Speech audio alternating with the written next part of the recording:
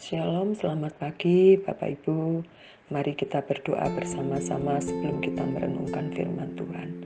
Bapa di dalam surga, kami sungguh bersyukur pada pagi hari ini kami bisa menikmati kehidupan baru yang datangnya dari Engkau, anugerah yang selalu Tuhan berikan dalam kehidupan kami. Biarlah Tuhan kami semakin bertumbuh dalam pengenalan akan firman-Mu sehingga kami menjadi pribadi yang kuat, pribadi yang tegar dalam mengarungi kehidupan ini Tuhan. Karena Engkau tidak pernah tinggalkan kami.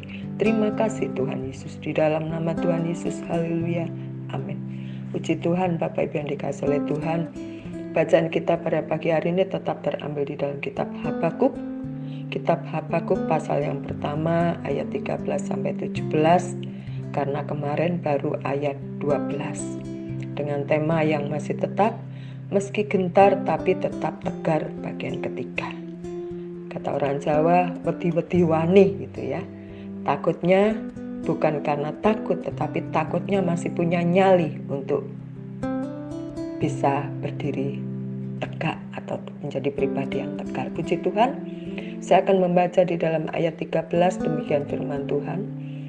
Matamu terlalu suci untuk melihat kejahatan dan engkau tidak dapat memandang kelaliman. Mengapa engkau memandangi orang-orang yang berbuat khianat itu dan engkau berdiam diri apabila orang fasik menelan orang yang lebih benar dari dia? Hal ini disampaikan oleh Habakuk kepada Tuhan dengan mengatakan, Tuhan, bukankah engkau ini terlalu suci untuk memandang kejahatan, untuk memandang kelaliman. Tetapi mengapa Engkau Tuhan membangkitkan bangsa yang jahat untuk menghukum bangsa Israel, orang Yehuda? Bapak Ibu yang dikasihi oleh Tuhan, Habakuk kembali melanjutkan percakapannya demikian. Ayat yang ke-14, engkau menjadikan manusia itu seperti ikan di laut, seperti bintang-bintang melata yang tidak ada pemerintahannya, dan orang Kasdim menjajah mereka dalam situasi yang seperti ini. Ayat 15 dan ke-16, semuanya mereka ditariknya ke atas dengan kail, ditangkap dengan pukulan dan dikumpulkannya dengan payangnya. Itulah sebabnya ia bersukaria dan bersorak-sorai. Itulah sebabnya dipersembahkan korban untuk pukatnya dan dibakarnya korban untuk payangnya. Sebab oleh karena alat-alat itu pendapatannya mewah dan rezekinya berlimpah-limpah.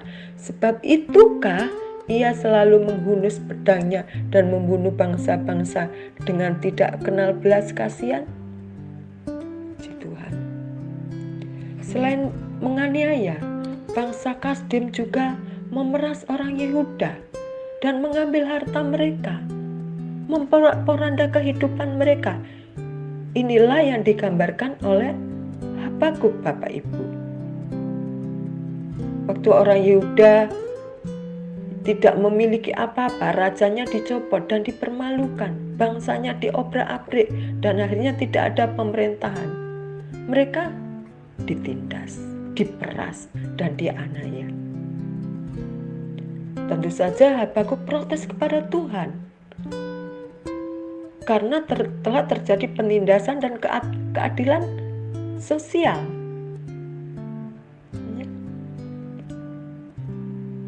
Apakah kita pernah, Bapak Ibu, merasakan perasaan mewakili Habakuk? Seandainya kita dalam posisi Habakuk,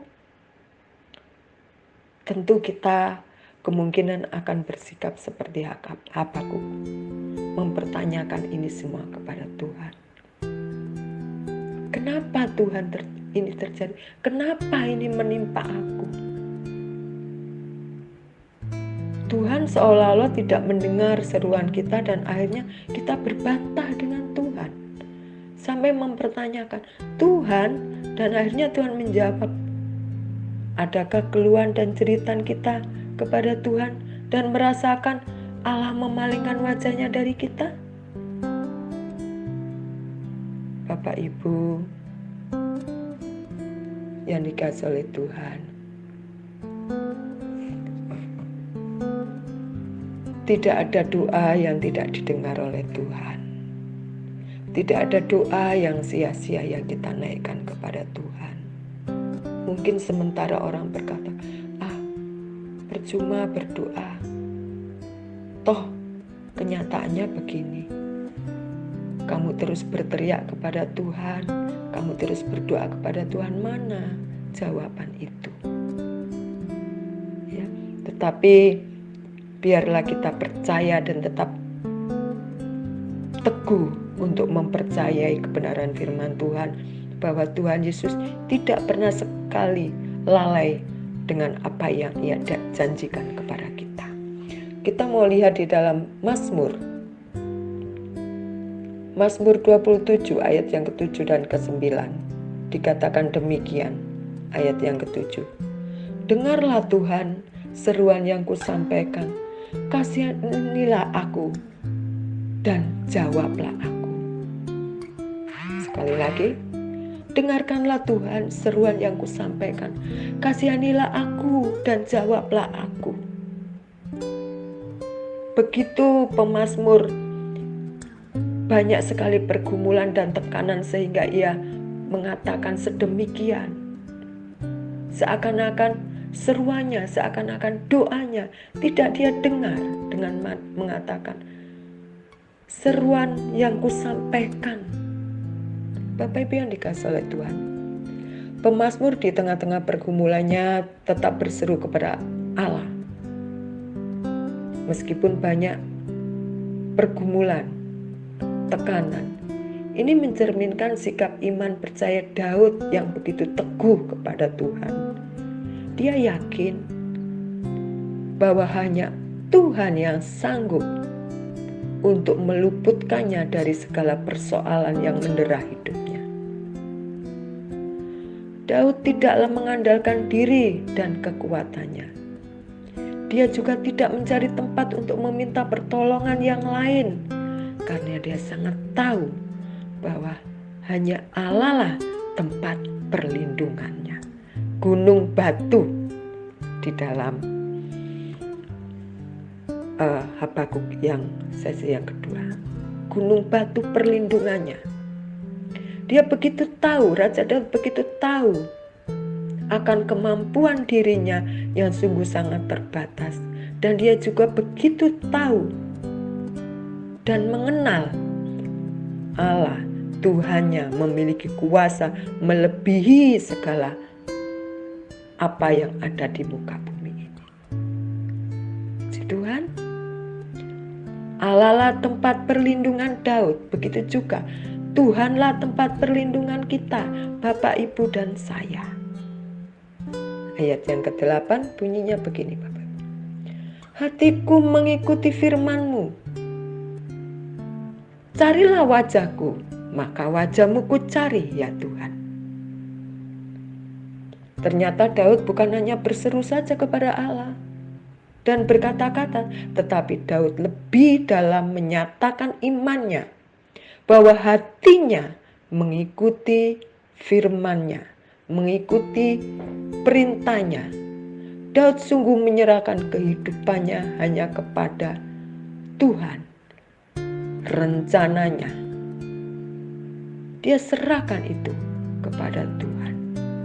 Daud ingin tetap berlaku setia kepada apa yang Allah kehendaki, sekalipun ia berada dalam kesesakan. Mencari wajah Tuhan. Carilah wajahku, maka wajah-Mu ku cari, ya Tuhan. Senantiasa mendekatkan diri kepada Tuhan, menjalin hubungan yang baik dan intim bersama Tuhan. Puji Tuhan, Bapak Ibu. Ayat yang ke-9, pemazmur mengatakan demikian. Janganlah menyembunyikan wajah-Mu kepadaku, janganlah menolak hamba-Mu ini dengan murka. Engkaulah penolongku, janganlah membuang aku dan janganlah meninggalkan aku, ya Allah penyelamatku.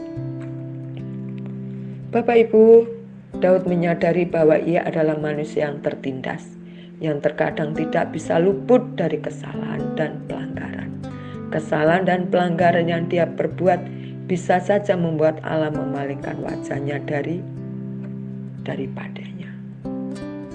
Tetapi Daud tetap memantapkan iman pengharapannya bahwa Allah tidak akan pernah berpaling darinya dan meninggalkan dia. Bapak Ibu yang dikasihi oleh Tuhan, kembali kita kepada Habakuk. Meskipun Habakuk dalam penindasan, tetapi dia tahu bahwa Tuhan adalah tempat persembunyiannya, bahwa Tuhan tidak pernah tinggalkan, bahwa Tuhan mempunyai rancangan yang terbaik. Mengapa Tuhan kirim bangsa-bangsa yang garang untuk mengobrak-ngabrik Yehuda? Supaya orang Yehuda menjadi sadar bahwa dia hidupnya kurang baik, bahwa hidupnya sudah berlaku jahat, maka Tuhan kirim orang yang lebih jahat supaya dia menjadi lebih baik lagi, menyadari akan kesalahan.